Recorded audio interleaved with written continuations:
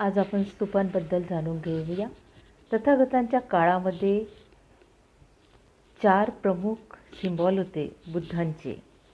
जसे की बुद्धांच्या जन्माचा सिम्बॉल होता हत्ती, आणि बोधी प्राप्त झाल्यावर बोधिवृक्ष, आणि प्रथम उपदेश प्रवचन बुद्धांनी दिला ते 8 आर्याचे सुवर्णचक्र, आणि चौथं होतं महापरिनिर्वाणाचे प्रतीक स्तूप.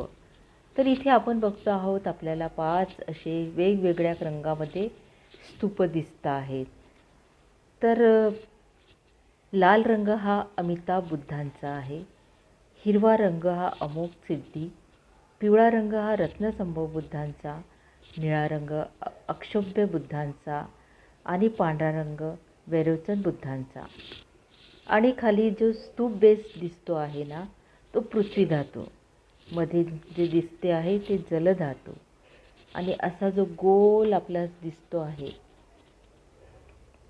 तो वायू धातू, आणि वरती आकाश, आणि मधला जो भाग आहे त्या गर्भात बुद्ध रूप ठेवलेले असतं, बुद्ध बीज. म्हणजे आपल्यामध्ये जे बीज आहे, म्हणजे आपल्यामध्ये जे बुद्ध आहेत त्याला आपण ह्या स्तूपांना म्हणजे नमन करणे, म्हणजे आपण स्वतःला नमन करणे. म्हणजे आपल्या आतमध्ये सुद्धा एक बुद्ध बीज आहे आणि आपण त्याला नमन करतो. माणूस कितीही बुद्धासारखा होऊ शकतो.